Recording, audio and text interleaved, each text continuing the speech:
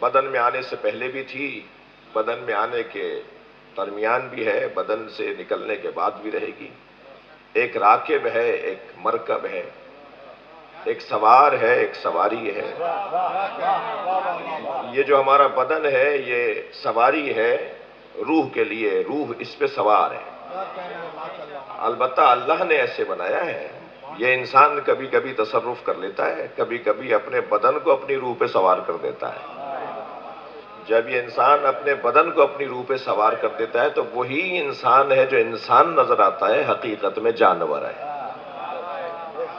اور یہ میں نہیں کہہ رہا، یہ قرآن کے الفاظ ہیں۔ لَهُمْ آذَانٌ لَا يَسْمَعُونَ بِهَا، ان کے لیے کان تھے، وہ سنتے نہیں تھے، سنتے نہیں ہیں۔ لا يسمعون بها، سنتے نہیں ہیں، سنتے نہیں، سنیں گے نہیں، یعنی فعل مضارع کی جو کیفیت ہے۔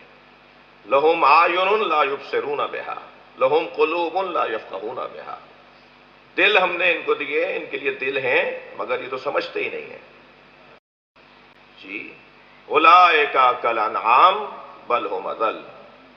پھر اللہ یہ جو لہجہ ہے نا اللہ کا، یہ جو الفاظ ہیں اس کا لہجہ تو خیر وہی بتائیں گے جو اللہ کا لہجہ جانتے ہیں۔ تبھی قرآن مجید کی تلاوت کرنے کے لیے نبی کو بھیجا ہے۔ ہر عربی جاننے والا قرآن کی تلاوت نہیں کر سکتا، بلکہ قرآن کی تلاوت کے لیے اسے بھیجنا ضروری تھا جو اللہ کے لہجے سے آشنا ہو۔ صلوات پڑھ لیں ذرا محمد و آل محمد۔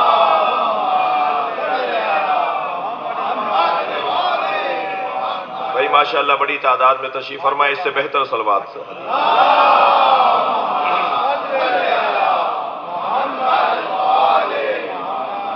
لہذا وہ جو انسان نما تو جس کے بارے میں قرآن اس انداز سے بات کرے، پھر انسان کے لیے کیسے کیا کسوٹی کا پیمانہ ہے کہ یہ انسان ہے۔ انسان کو اگر اپنے آپ کو یہ جاننا ہے کہ میں انسان بھی ہوں یا نہیں، تو کم سے کم کسوٹی یہ ہے کہ دیکھیں اس کا نفس لوامہ زندہ ہے۔ اگر اس کا نفس لوامہ زندہ ہے، میں ایک بات کہہ رہا تھا اسے تھوڑا سا اور بہتر کر لوں۔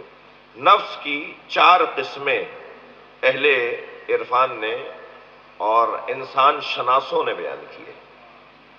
نفس کی ایک قسم ہے نفس امارہ، جی، جو انسان نما ہے، مسلسل غلاظتوں میں اور مسلسل گندگیوں میں ڈوبا ہوا اور اترا ہوا انسان، جو بظاہر انسان نظر آتا ہے حقیقت میں انسان نہیں ہے، وہ نفس امارہ والا ہے، نفس رکھنے والا انسان۔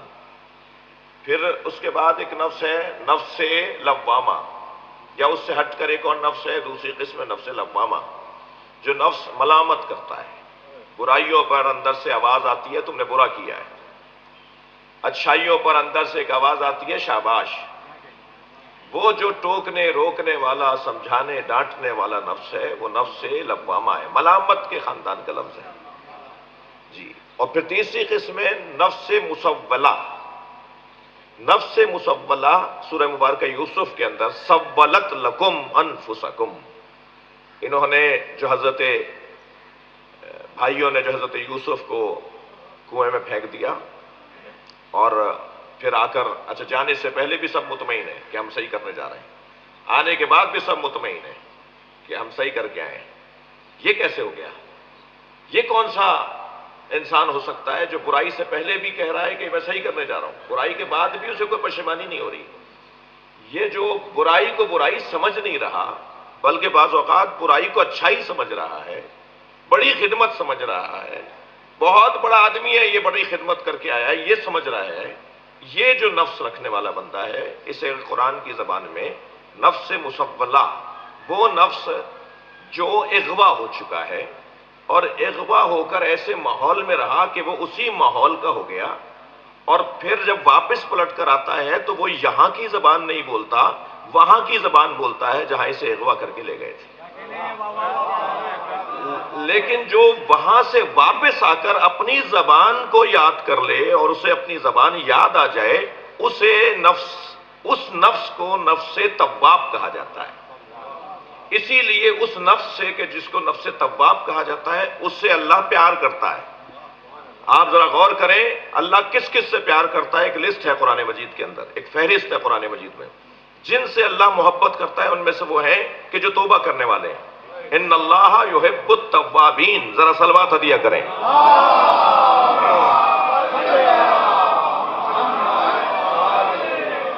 اللہ توبہ کرنے والوں سے محبت کرتا ہے۔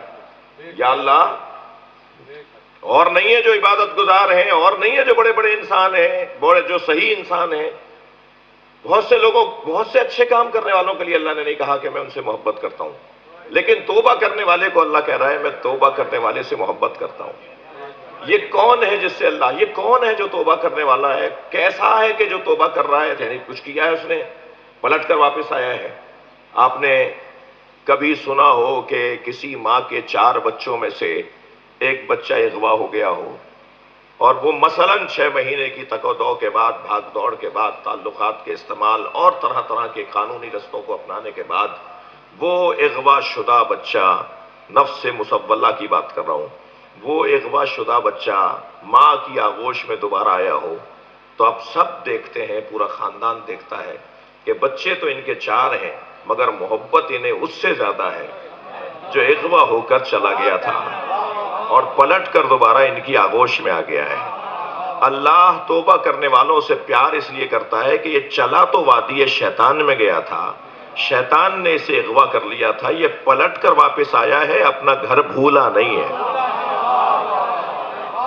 یہ جو اپنا گھر، صلوات پڑھ لیں ذرا نبی کی ذات پہ۔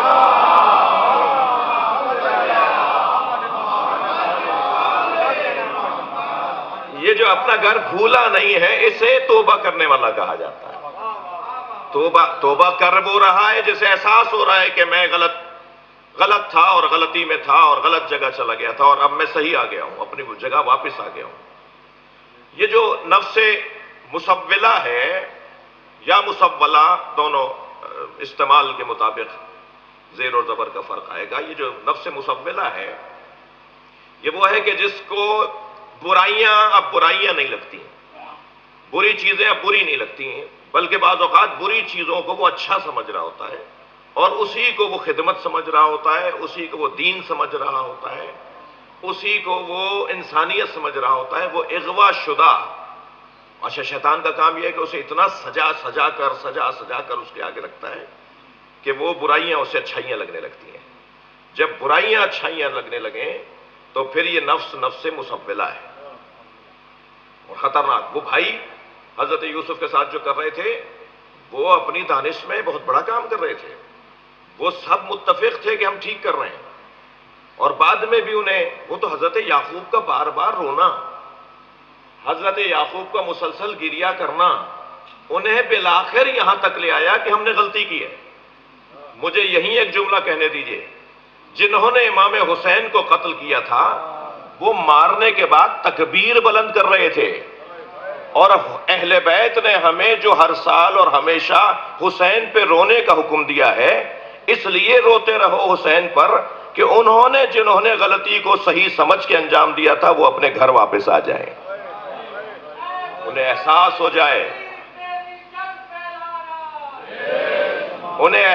جائے کہ انہوں نے غلطی کی ہے۔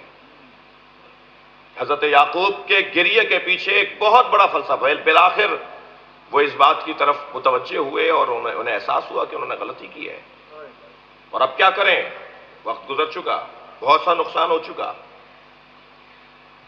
یہ نفس مسولہ ہے۔ اور پھر چوتھی قسم نفس امارہ لوامہ مسولہ، چوتھی قسم ہے نفس مطمئنہ۔ نفس امارہ، نفس لوامہ، نفس مسولہ اور نفس مطمئنہ۔ ہم در حقیقت اس اطمینان کے ساتھ جس دروازے پر بیٹھے ہیں وہ نفس مطمئنہ کا دروازہ ہے۔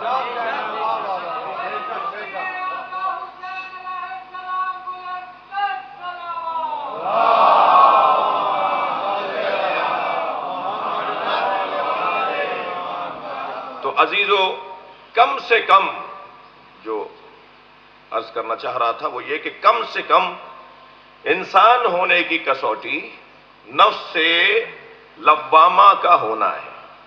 ملامت کرنے والا نفس اگر ہمارے اندر موجود ہے تو گویا بھی ہم انسان ہیں، مگر خطرے میں ہیں، مسلسل خطرات کا سامنا ہے، کبھی بھی کچھ بھی ہو سکتا ہے. لہذا یہ جو خطرات میں ہے اسی مفہوم کو اللہ بیان کرتا ہے، وَالْعَصْرِ إِنَّ الْإِنسَانَ لَفِي خُسْرٍ. یہ مسلسل خطرے کی زد میں ہے، مسلسل نقصان کی زد میں ہے.